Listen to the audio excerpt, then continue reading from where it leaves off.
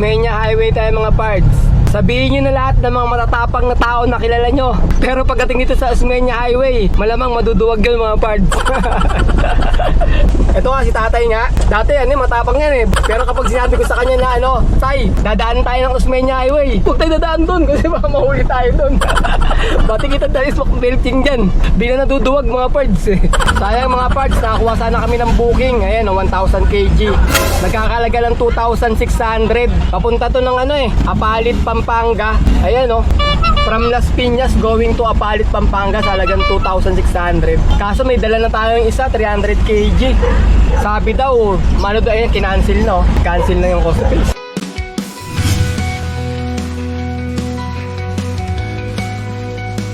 Good day mga pards! Today is another booking day na naman tayo. October 4 ngayon, 2024. Time check, 8:56 AM. First booking natin from Bagbag, Novaliches going to Manila sa halagang 556. Ang layo ng pickup location ay 1.8 km. Papunta na kami sa may pickup location. Bigat sa loob o bigat sa point? Sa loob na lang sir. Sa loob ba? Isang daan kalan. 100 na kalan. 15 na barner. Ayun, ganun mga barner, malalaki. Bandar? Na barner. Grabe pa na.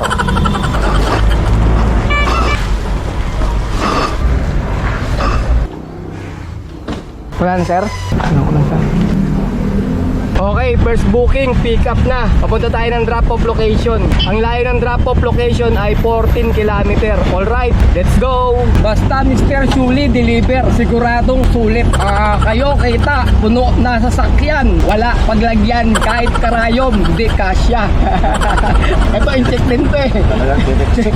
Talagang siksik. Wala nang double booking mga pards. Talaga. Sa traffic pa tayo mga pards. Hirap na hirap mag-atras yung naman tawag dyan type, di bale. Trailer. Paulit-ulit yung niya hindi magkasya. Sikip kasi yung kalsada rito Naka 10 minutes na ata kami nakaparada ayan na naman. Tapos abante na naman yan. Paulit-ulit na lang yung niya Paulit-ulit. Hirap talaga yan, di ba? Tapos saktong-sakto lang yung paparadahan mo. Okay, drop off tayo mga pards. First booking. Sir, picture lang ako sir Sir, salamat sir. Time check tayo, 11:44 AM. Meron na tayong second booking from Manila going to Muntinlupa sa halagang 1,271. Ang layo ng pickup location ay 1.2 km. 300 kg lang to mga parts. Papunta na kami sa may pickup location. Second booking tayo mga parts. Pick up natin. Papunta Muntinlupa yan sir, no? Tama ba? O sir, doon na bayad sir, no? Sa Magadalan. Drop off. Hospital mismo, Hospital to? Asian Hospital. Tama. Good, salamat sir. Time check, 12:01 PM. Nakakuha na tayo ng third booking, pang sabay natin. Double booking tayo mga part. From Manila going to Las Piñas sa halagang 550. Ang layo ng pickup location ay 2.3 km. 300 kg lang to mga part. Papunta na kami sa may pickup location. Pick up tayo mga part. Third booking. Dalawang box na malaki. Ma'am? 550 ma'am. Ma'am, saan madaan nito ma'am? Sa Sa Sukat o sa Pote Road? Hindi mo alam. May akong 350 kasi bayad sa gate. Ate, 100 po. 350. Mahok ka ma'am, kulang ng 200. Okay ma'am. Okay mga parts, sa pick up na natin yung double booking natin. Papunta na tayo ng drop off location. Ang layo ng drop off location ay 27 km. Alright, let's go! Sayang mga parts, may lumabas ng pooling na booking. Papunta rin ng Las Piñas sa halagang 500 pesos din. Kaso sa iba binigay mga parts, hindi sa atin binigay nila Lalamove. Pero okay lang, okay na itong dalawa. Medyo maganda na rin naman yung pamasahe natin na nakuha Itong papuntang Muntinlupa natin, nagkakalaga ng 1 to may get ay 656 yung high demand niya. Kaya okay na rin, parang tatlong booking na rin itong dala-dala natin. Sa mga newbie kay Lalamove, tapos yung mga wannabe Lalamove driver din, papaliwanag ko lang sa inyo yung pooling booking. Yung pooling booking ngayon yung dating saver booking na discounted ng mga customer natin, ng mga client natin, yung mga kuripot mga kuripot na customer na gusto makatipid, nilalagay nila sa saver booking na ngayon ay pooling booking na. Yung pooling booking mga parts, pwede tayo magsabay nun kahit marami, kahit 4, pagsabay-sabay isabay mo yung pooling, okay lang. Kaso dito sa Manila, bihira yung mga pooling booking eh. Pwede siya i-deliver kahit anong oras, kahit kinabukasan pa natin tapusin yon, pwede. Ganun yung nakalagay sa notification ni Lalamove na basta pooling booking. Hindi siya pang madalian mga parts, kahit matagal siya i-deliver, ayos lang. Hindi makapagreklamo yung customer kasi alam din nila yon. Tsaka discounted na pamasahe kasi yun eh, mura, kaya wala silang magagawa. Kundi hintayin nila yung deliver natin mga parts. Wag lang naman 2 araw, 3 araw nyo i-deliver. Kahit kinabukasan, mula kay hapon hanggang kinabukasan ng umaga, pwede pa yon. Ganun yung pataaran ng pooling booking. Ayan na mga parts, bumagyo na. Lakas na ulan, no? Dito tayo ngayon sa may Nagtahan Bridge. Napakainit kasi ng panahon, tapos ngayon biglang umulan. Menya Highway tayo mga parts. Sabihin nyo na lahat ng mga matatapang na tao na kilala nyo. Pero pagdating dito sa Osmeña Highway, malamang maduduwag yun mga parts. Ito nga si tatay nga. Dati matapang yan eh. Pero kapag sinabi ko sa kanya na Tay, dadaan tayo ng Osmeña Highway, biglang, huwag tayo dadaan doon kasi baka mahuli tayo doon. Bati kita tayo sa belting dyan. Biglang naduduwag mga parts eh. Yan ma'am. 189.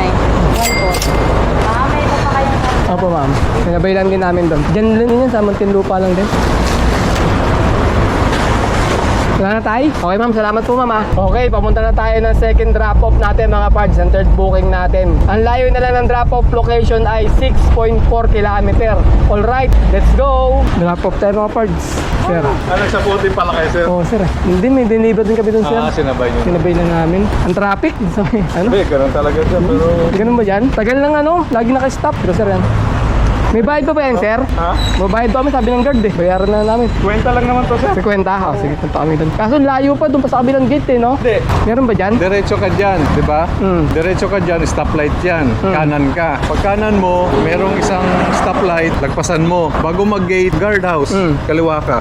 Andun yung clubhouse. Sa clubhouse. Oo, Sige. kwenta lang yun. Sige sir, okay. Time check, 3:44 PM. May pang-apat na booking na tayo. From Las Piñas going to Makati sa halagang 628. Ang layo ng pickup location ay 1.9 km. 300 kg to mga parts. Papunta na kami sa may pickup location. Yoy, grabe talaga traffic dito sa may Alabang Zapote Road mga parts. Papunta tayo ng pickup location natin. Pero biyernes ngayon talagang asahan na natin na matraffic. Pero dito halos walang galawan eh. Baka mag-cancel na yung customer natin pagka ganito katagal yung pag-pickup natin. Sir, yung pangalan? Christopher. Lalamove dito na? Lalamove na.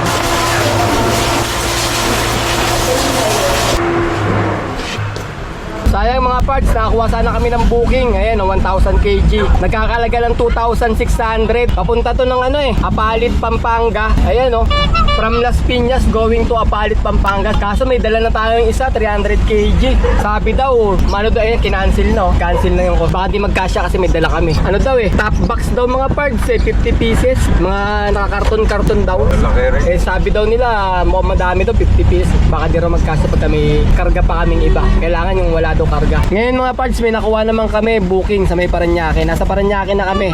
Ito, from Parañaque going to Diliman sa halagang 960. Tinawagan ko yung number nung nag-book. Yung nag-book tsaka yung drop-off, isa lang yung number. Tinawagan ko. Sumagot naman, sabi niya, wala raw siyang binubook. Ngayon, tinawagan ko naman yung pick-up kasi baka nagkamali lang nailagay sa number eh. Hindi naman sumasagot yung number ng pick-up. Nag-ring lang siya, tapos papatayin niya. Sa tawagan ko ulit, ganun na naman. Makakatatlong ring lang, papatayin niya na naman. Parang fake booking to. Yun ang problema natin. Kung ika-cancel natin to, bawas na naman rating natin. Kaso magiging problema, mag-aabang tayo ng 10 minutes. May waiting time 10 minutes bago ulit tayo makakuha ng booking. Kawawa. Minamalas tayo sa mga booking ngayon mga parts. Diretso na tayo mga parts. Yung pang-apat na booking natin, minamalas tayo sa pagkuha ng booking. Itong huling nakuha natin ng booking, baka nag-trip lang to eh. Nilagay lang yung mga number dun, tapos ipinok niya. Lakas ng tama na nag-trip na ito. Walang kamalay-malay yung number na tinawagan ko. Wala raw siyang booking. Wala daw siyang alam. Nag-iisipan namin kung ika-cancel namin. Pag kinancel kasi namin, bawas rating tayo. Tapos baka bukas, nakadalawang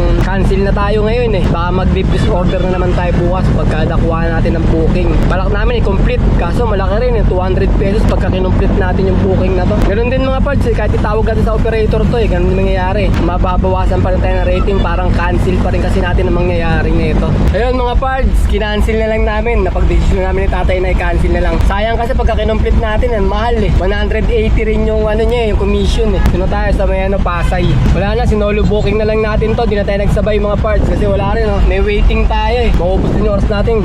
Dumidilim no. Baka hanapin na naman tayo ng customer natin eh. Papuntang Makati to mga pards ha. Yung pang, ilang booking na ba yan? 4 na no? Pang-4 na booking natin. Nai-stress na si tatay eh oh. Panglima sana. Panglima sana ano? Yan na, ang sinasabi natin. Kabilaan na yung traffic sa EDSA. Dito tayo mga parts, papunta tayo ng Rockwell. Sa EDSA, traffic o dyan, EDSA yan. Dito papuntang Rockwell, Makati. Traffic din. Walang pagpipilian. Biyernes ngayon, kaya matraffic eh. Saan tayo nadadaan ngayon tay? Wala, trap. Wala ka naman. Wala ka naman lulusutan na iba. Wala. Saan sir? Atras dito? Ah, sir. Pa-picture lang ako sir ah. Salamat ah. Time check, 6:24 PM. Nakakuha na tayo ng panlimang booking from Makati going to Mandaluyong sa halagang 738. Ang layo ng pickup location ay 1.2 kilometer. Papunta na kami sa may pickup location. Papunta tayo ng pickup location mga parts sa may Paseo de Ross tayo. Ayan mga building dito. Tsaka basement yung pupuntahan natin. Sa basement 1 daw. Okay, why? Okay mga parts, papunta na tayo ng drop-off location. Ang layo ng drop-off location natin ay 7.5 km. Alright, let's go! Yun, wala signal. Natin wala picturean.